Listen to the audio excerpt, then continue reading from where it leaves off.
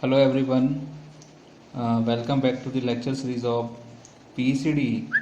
Now, today we will discussing about the synchronous motor drives part 1. Before starting this session, I would like to inform you that after watching this video, you will be understanding about the basic principle of synchronous motor and their types of synchronous motors and the brief description about the cylindrical rotor wound field synchronous motor. So let us will start the as you all know about the synchronous motor. The synchronous motor is construction wise same as an alternator and it runs at synchronous speed or it remains stand still. The speed can be varied by varying the supply frequency. So therefore, because the formula for synchronous speed is, we know that the ns equals to 120 f by p, where f is the supply frequency and p is the number of poles. Due to the unavailability of economical variable frequency sources, this method of speed control was not used in past and they were mainly used for constant speed applications. But the development of semiconductor variable frequency sources such as inverter and cycloconverter allowed the use of synchronous motor in variable speed applications. That means by developing the power electronics converter, the synchronous motor now used as a variable speed applications. So therefore the synchronous motor is not self-starting. It has to be run up to near synchronous speed by some means and it can be synchronized to the supply. The starting methods of synchronous motors are, one is by using an auxiliary motor and second one is by using the damper winding. The three-phase AC supply is connected to the stator, that means armature winding, and external DC source is given to the rotor field. So this is the about basic concept of synchronous motors. Now we will discussing about the types of synchronous motor. According to that, synchronous motor is mainly classified in four types. First one is wound field motor, second one is permanent magnet motor, third one is synchronous reluctance motor, and fourth one is hysteresis motor. The wound field synchronous motor is also classified in two types.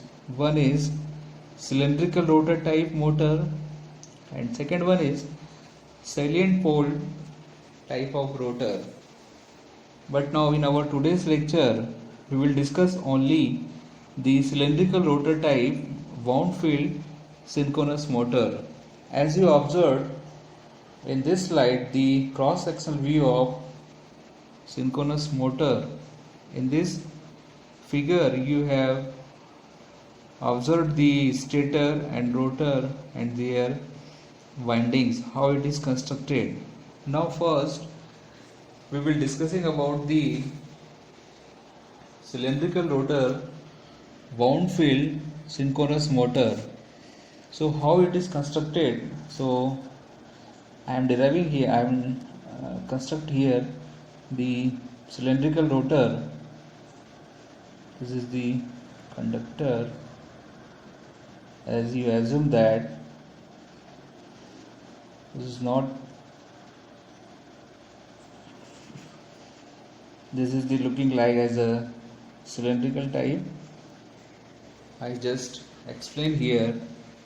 So according to cylindrical rotor type wound field synchronous motor, in which the air gap is uniform, so we have the flux produced by the rotor, and this type of rotor, the windings are placed in the rotor and stator is surrounding the rotor, and just the rotor is cylindrical, so therefore it is called the cylindrical rotor wound field synchronous motor, and it is used for higher speed applications.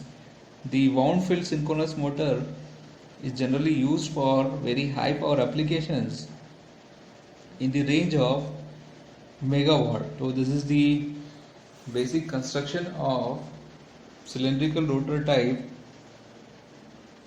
wound field synchronous motor. Now we will discussing about the working principle of cylindrical rotor wound field synchronous motor.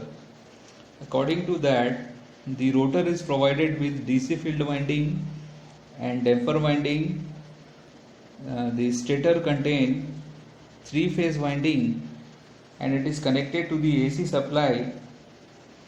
When a three-phase AC supply is given to the stator, a rotating magnetic field revolving at a synchronous speed is produced, and the DC excitation in rotor produces a field. This field interacts with rotating magnetic field to produce a torque which is pulsating in nature. As a result, synchronous motor is not self-starting. Normally the motor is made self-starting by providing the damper winding on the rotor side. Due to the presence of damper winding, the motor will start as an induction motor. And now when speed of motor reaches to near the synchronous speed, the DC excitation is given to the rotor. Now the rotor poles get locked with rotating magnetic field poles in stator and continue to rotate at the synchronous speed. So therefore it is called synchronous motor. Now this is about the load angle, power angle, or we can say the torque angle. The rotor poles, as we know that the rotor poles are locked with stator poles and both run at synchronous speed in the same direction. As load on motor increases, the rotor tends to fall back in the phase by some angle. That means as load increases, so therefore the rotor has fall back in phase by some angle, and this angle is known as load angle and it is denoted by the del, and the value of del is depends on the load. As you seen in this figure, the stator pole and rotor pole, how it is fall back in phases by some angle. There is some phase difference between stator and rotor, so this is the torque angle. Now this is the cylindrical rotor wound field synchronous motor, in which the cylindrical rotor machine has its rotor in cylindrical form with a distributed DC field winding embedded in the rotor slots. As you seen in this circuit, this is the schematic diagram of the cylindrical rotor wound field synchronous motor. Now we will draw the equivalent circuits. Simplified per phase equivalent circuit of cylindrical rotor synchronous motor is shown in this figure. According to that, there is axis, that is the synchronous reactance, and this is the induced EMF, and this is the voltage, and E is known as induced EMF or excitation EMF. From this circuit, the input power to the motor is given by these equations, that is the P input equals to 3VIS cos phi, that is our first equations. In these equations, where phi is the phase angle of current and voltage. So according to these equations, as we assume that the stator losses has neglected, and since the armature loss has been neglected, this is also the air gap power.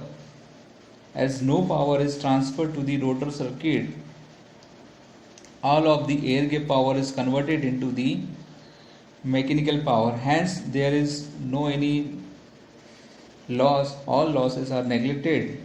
Then the input power is given that mechanical power, and this power is given by Pm by this equation, that is the Pm equals to 3VIS cos phi, and this is our second equation. According to the equivalent circuits, we have find out the value of Is. So according to that, the Is equals to V angle 0 minus E angle minus delta divided by J of xs. Now we can write these equations equals to V upon xs angle minus pi by 2 minus E upon xs angle minus del plus pi by 2, and if we are consider the real parts, the Is cos phi equals to V upon xs cos minus pi by 2 minus E upon xs cos minus del minus pi by 2. Now the resultant, that will be E upon xs sin del. This is the our third equations.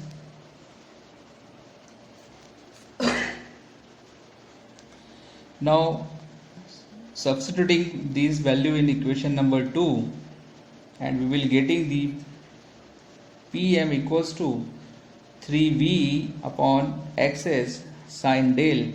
So this will be our the fourth equations.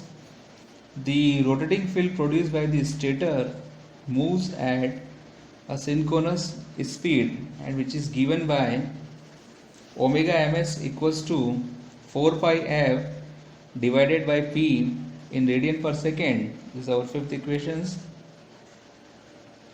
where f is the supply frequency and p is the number of poles. So for steady torque to be produced, the rotor field must move at the same synchronous speed as stator field. Since rotor field has same speed as that of the rotor also run at synchronous speed. So therefore the torque is given that the formula for torque is that T equals to Pm upon omega m. Now we can write this formula in this type of equation, that is the 3 VE divided by xs omega s sin del. This is our sixth equation. So this is our torque equations. Now we will draw the torque speed characteristic.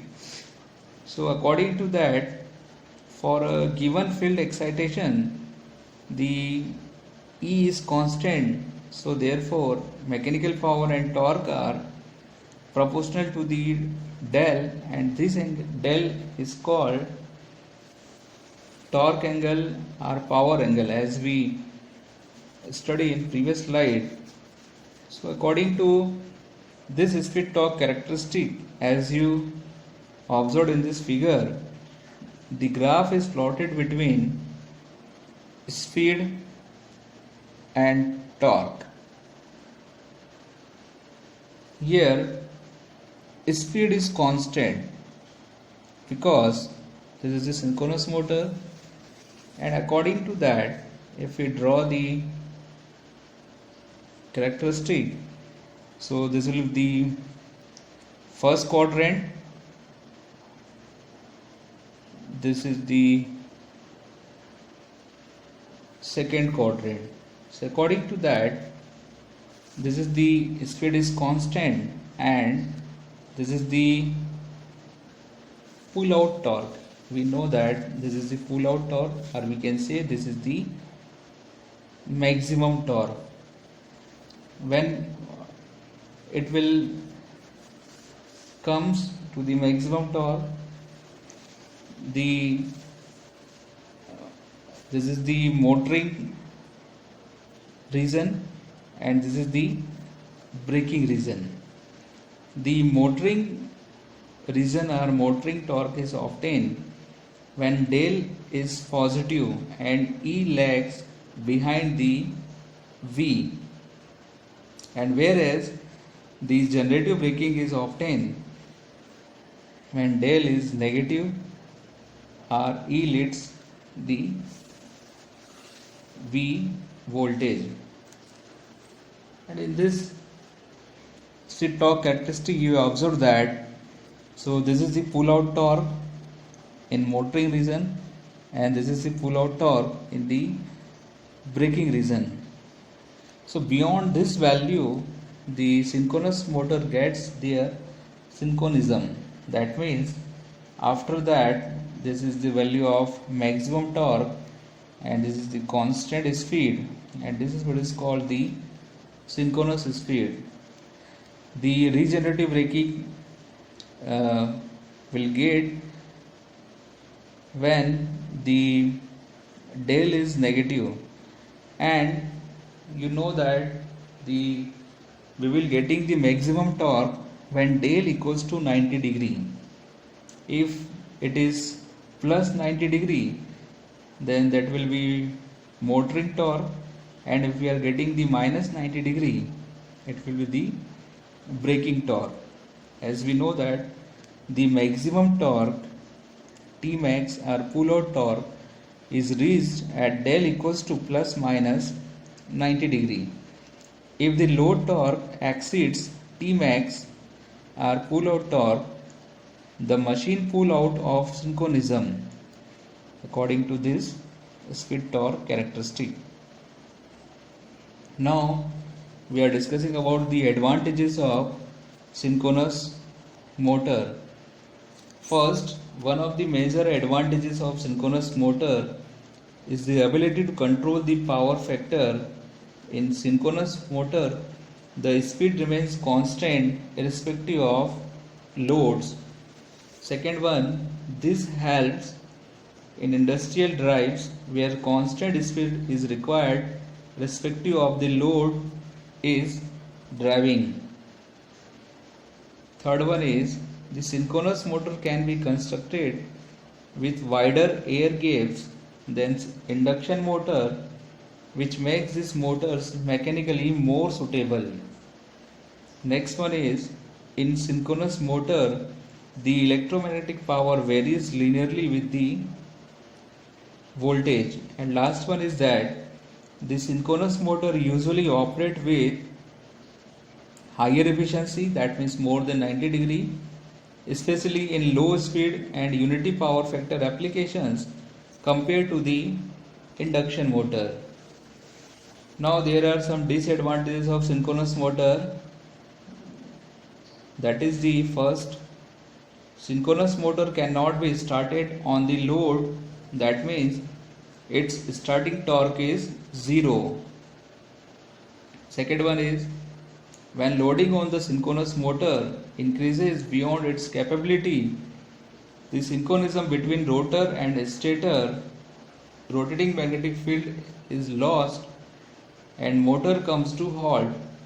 Next one is, the synchronous motor requires DC excitation which must be supplied from the external sources, and synchronous motor are inherently not self-starting motors. And last one is, the synchronous motors cannot be used for variable speed applications. So these are the some disadvantages of synchronous motor. Now this is the whole about the description about the cylindrical rotor wound field synchronous motor. Now in next lecture we will discussing about the salient pole rotor wound field synchronous motor. Thank you.